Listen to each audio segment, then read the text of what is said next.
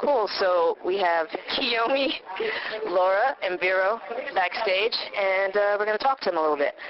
All right, so one of the first questions that I have, and I like to tell the readers, is kind of like how some of your musical journeys began, like how you got into this, started writing songs, playing instruments. Go for it. I guess I picked up a guitar for the first time when I was around, like, 11. And I took a guitar lesson from a really strict guitar teacher, and I wasn't into it, so I put it down for a while. And I picked it back up when I was in junior high, and I met this songwriter guy, and he started teaching me how to craft songs, and I became addicted to it.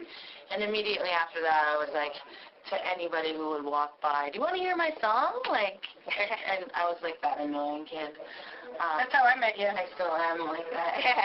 And so, yeah, I started playing shows shortly after that, and the rest is kind of history. Cool. I mean, so like right after that, I started playing like singer-songwriters nights and open mics, and then I had my first drummer, and we started a band called Trash Before Class, and then I started sneaking into gay bars, and I met Laura there, and we started like the first incarnation of Hunter Valentine. It's actually funny because she's talking about how she was saying, oh, yeah, you got to hear my songs. So my quick history is I'm from a family of drummers, like my uncle and my grandfather, so I sort of just got into it that way. My mom says that I kicked a lot in the womb, so it's sort of like inevitable that that's what I was going to become.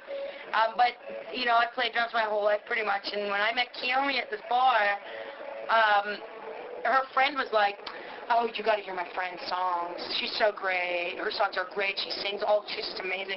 And I'm like, I've been playing in bands already for about, like 7-8 years. So hearing that, I was like, whatever. I hear this all the time. And then when I finally got together with her to hear her music, I was blown away. Like, I actually was, for the first time, I was like, this girl is not joking. And so that started. We were a band we actually had a couple incarnations of this band. We were with 2 dudes, and then that dropped down, and we were 3-piece with another girl, and then that dropped to just 2 of us, and that's when we found Vero last year. Yeah, that happened, yeah. Well, I was minding my own business. I was working at the Metropolitan Bar in Brooklyn. You've been there, right? I've been there. All right. And I only knew Kiyomi from, every time she would come back from tour, she would, like, come visit us at the Met, Jen Irvin and I, and I knew about her band, but I really never heard much of what? There's no applause outside for I thought I said something wrong. No. Blowing my... I heard of Hunter Valentine, but I've never actually listened to, much of their music. And she approached me one night and said, to make the long story short, she approached me one night and asked me if I can play bass with them for their next tour, which was a month from then. And I was like, whoa, Kiyomi, wow. Like, I have my hands full here, I have my own music on the side, and I'm working, and I don't know if I can do this, and plus, I'm not, like, it's been a while since I picked up the bass. So, she's like, just, give it a try, just listen to the music and let me know, because I would really like for you to play bass. And I was like, she doesn't really know me much. She just knows that I'm a bartender and a musician, but I don't think she's ever heard my music or anything like that.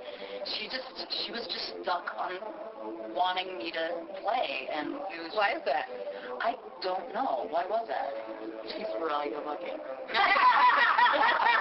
That sucks, but... No, I had a couple conversations with her before, and you can, like, when you talk to Vero, you can, like, hear the passion in her voice, And I was very drawn to that, and I believe that there's something there to investigate to see if she could fulfill this role. Well, one of the things that when Kiyomi would call, because I was staying in Toronto for the summer last year, she would call me and be like, listen, she's like really developing. It was like, I gave her a song, and she barely could play it, and the very next day I went over and she could play it. She's like, she's progressing really fast. And so the one thing I like the most about her is that she's so, like driven to learn, and that she's just she is so passionate and just, I think one of the other things that you were really big on was the fact that you were just so nice and that she could feel that you were one of those, people person. It was different, refreshing for us, We actually knew each other about 10 years ago. I I don't know how long ago that was. Yeah. Yeah. So, you have come along. a journey, yeah. Definitely, it's been it's been nothing but a huge challenge from the moment that they asked me to do this. I went home and listened to the music, and I was like, wow, this is pretty cool. I saw their whole tour, the dates and the places that I was going to be able to visit and play with this awesome band, and I was like, there's no way in the world that I want to pass this opportunity by. I will learn how to play the bass if it kills me, and I will learn all these songs, and it happened, and we went on tour, and it has been a whole life-changing experience for me, and we have a new edition right now, and it's so powerful. There's 4 women, three which are front people and different. They're all Laura. No, but Laura, you write a whole bunch of songs. She's not a front woman though. I feel bad for her that she has. But she's a front woman in her own way. I might be behind the drums, but I put them up there. But what I'm saying is there's 4 powerful, very her musical tastes are all over the place. So when we could get together and we wrote this album, together as this band, it was just such an amazing experience. Because Kiyomi was everyone just write and see what we come up with. It was very different for all of us. So different. It's a really good experience. So, you guys have given me a ton of stuff. This is great, and you guys she's got it on switch. The water flows. Check this out. This is, I don't know how you guys can do this question on the spot, but I came up with it on the train on the way over.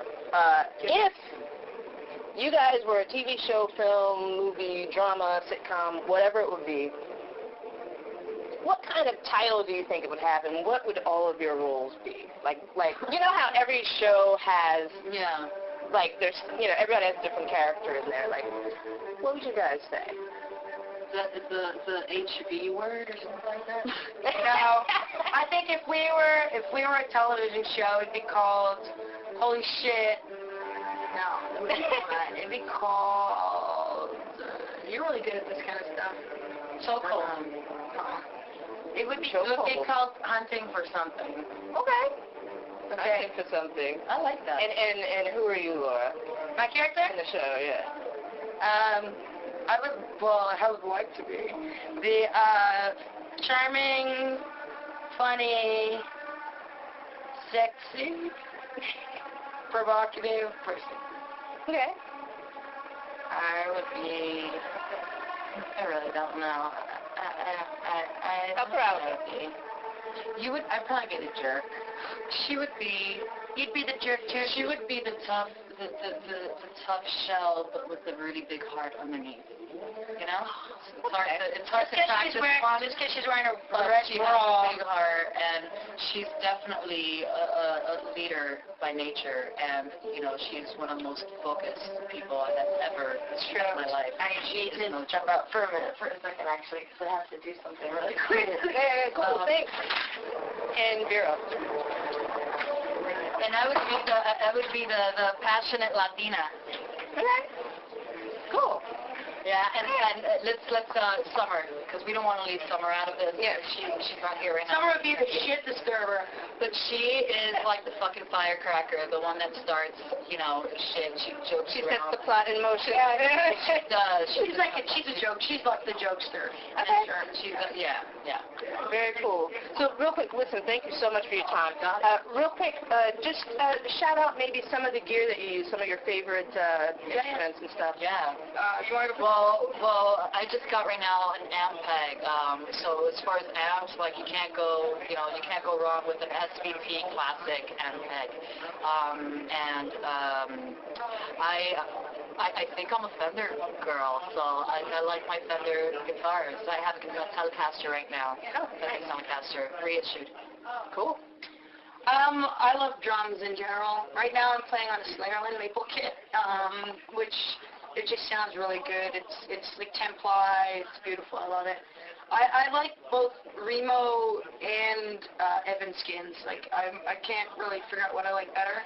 In terms of sticks, it's, for me, at this point in my life, I'm just kind of getting whatever's affordable. But, so bulk sticks are really not that bad to get. But otherwise, I like Zildjian all the way. Like, Zildjian cymbals, CP cymbals. I mean, through drum gear, there's so much. Like, we want everybody, let's just, me and you, we talk later. I love talking. Beer gels are awesome. Like, I don't know, LP, obviously. Sorry. Yeah, it's all of it. Sorry. Do you have any favorite gear? You gotta play a show soon. What kind of gear? Yeah, you have a favorite piece of gear, or... My favorite piece of gear is my guitar. It's a Gibson 335 from 1961. Very cool. I like old vintage equipment. It's hard to tour with, though, because you're always so worried about it, but... It goes everywhere, even in bed. Cool. Listen, I'm going to get out of you guys' hair. I'm going to enjoy the show. What time is it? You want to talk some more? Can we do a little bit after? I'm just kidding. I mean, if you want to do some more after, I'm just like, I want to get a little more focused on the band for a second. Do you mind if I take one quick photo? Absolutely. One? All right, cool. Fucking summer. And maybe if you come backstage, if you want to come backstage after, Yeah. Summer will be here too. Yeah, that'd be good. 1, 2.